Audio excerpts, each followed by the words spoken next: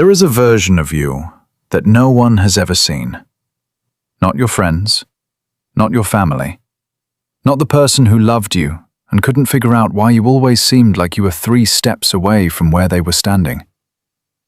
There is a version of you that only exists in the hours between midnight and 4 in the morning, when the house is completely silent, and you can finally stop performing the version of yourself that the world expects. That version of you is something else entirely, and it is so lonely in there that sometimes you forget what it felt like to be whole. You know what I'm talking about, don't you? Maybe you're sitting alone right now. Maybe you've been scrolling through your phone for an hour, not really seeing anything, just needing the screen to be bright so you don't have to sit with whatever is underneath. Maybe you've been thinking about someone, not to call them, not to reach out, but just to feel the weight of their absence sitting on your chest like something you can't remove. Maybe you've been fighting the urge to send a text, not because you want to talk to them, but because the silence is so loud that you need something, anything, to break it. And then you put the phone down, and you sit there, and the silence fills back up again. And you wonder why it always feels like there's something inside of you that's screaming, and you can't make a single sound. That is what I'm talking about tonight. This is the thing that avoidants do when no one is watching. Not the coldness, not the distance, not the way they pull away when things get too close. I'm talking about what happens in the spaces where no one can see them. The private universe they go to when the performance has to stop. The quiet devastation that lives underneath everything they show the world. Here is the brutal truth that I need you to hear tonight. You have learned how to be perfect on the outside, while completely falling apart on the inside. And you have become so good at it that you don't even know the difference anymore. You have learned to make your loneliness look like independence, your fear look like strength, and your desperate need for connection look like you don't need anyone at all. And the most damaging part of all of this, the part that keeps you trapped in a cycle that you can't seem to break, is that you have convinced yourself that this is just who you are. That this emptiness is your personality. That this silence is the price you pay for being the kind of person who doesn't need things to be okay. But it is not your personality. It is a wound. And it has been bleeding for so long that you forgot what it felt like before you got hurt. Let me explain what's actually happening inside of you. And I need you to pay attention here, because this changes everything. When you were young, maybe 3, maybe 4, maybe even in utero, your nervous system learned something very specific about love. It learned that closeness was not safe. That needing someone could mean losing yourself. That the people who were supposed to hold you might not be there when you needed them. Or they might be there in ways that felt suffocating, or confusing, or overwhelming. Your brain, your amygdala specifically, filed this away as a threat pattern. Not because love was dangerous, but because your particular experience of love came with inconsistency, with absence, with emotional unavailability that your child self could not process or protect yourself from. So your nervous system did the only thing it knew how to do. It built walls. It built distance. It learned to make you appear invulnerable so that no one could ever trigger that wound again. Here is what most people never tell you about this process. It worked. It actually worked.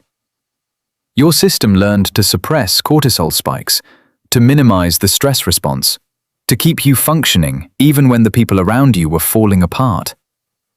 You became the calm one, the unbothered one, the person who could watch everyone else collapse and feel nothing, or at least feel nothing that you would ever let anyone see. Your nervous system learned to override the human need for connection and replace it with something that looked a lot like peace, but was actually just the absence of risk. and that worked for a long time. Maybe it still works for you in most situations. You can go weeks without feeling the ache. You can build a life that functions around your wound instead of healing it. You can date people, push them away, and tell yourself that you just haven't met the right person yet.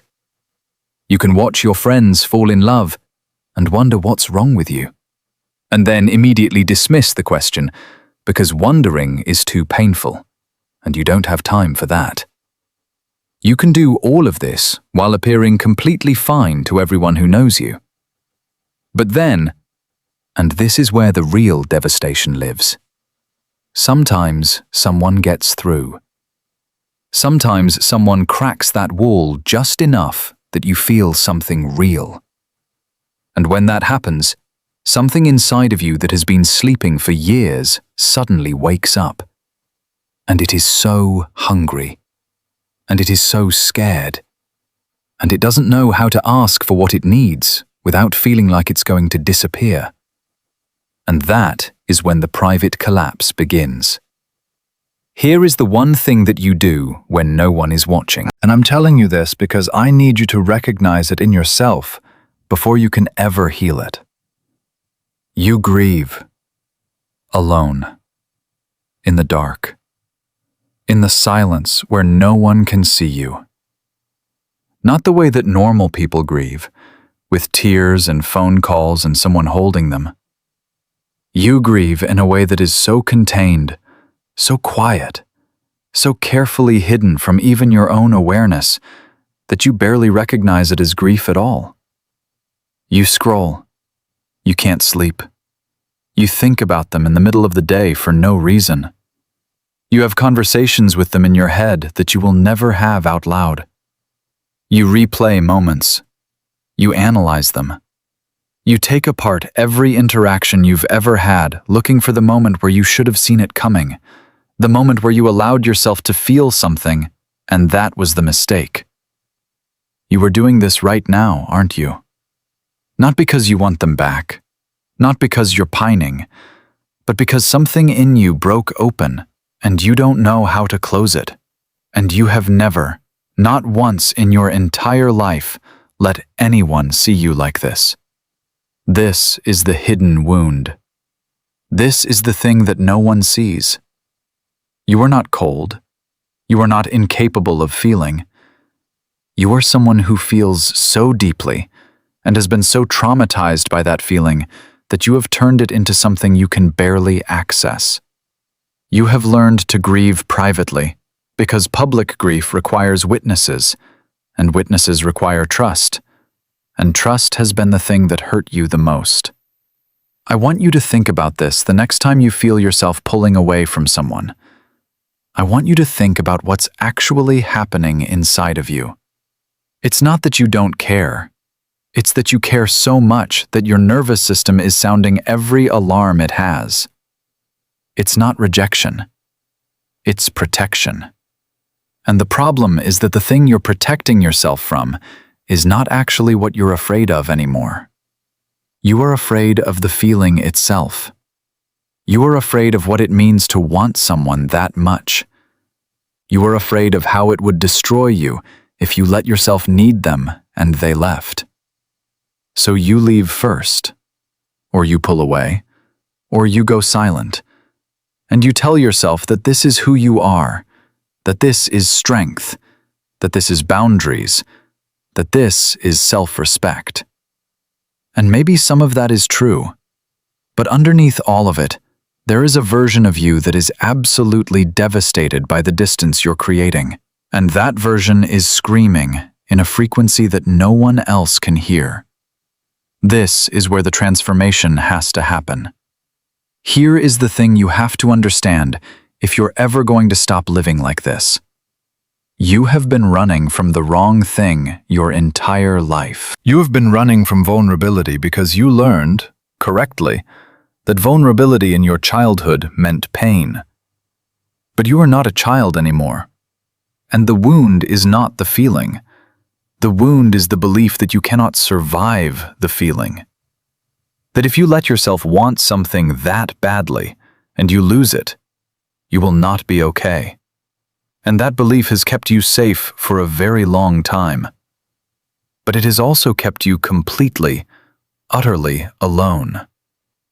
The shift has to happen here, not in your behavior, in your relationship to your own pain. You have to start believing, not knowing, not understanding, but believing that you can feel the thing and still be okay. That you can need someone and not lose yourself. That you can love someone with your whole chest and also survive if they leave. This is not about becoming someone who doesn't feel. This is about becoming someone who trusts that you can feel and still stand. And here is the thing I need you to do, starting tonight, starting now, when no one is watching. You need to let yourself grieve what you've been carrying. Not alone in the dark where it stays trapped inside of you. You need to find one person, just one, and let them see the version of you that breaks. Not all at once, not perfectly, just one crack in the wall where you let someone see that you're not okay. And you stay there in that moment, even though every instinct in your body is screaming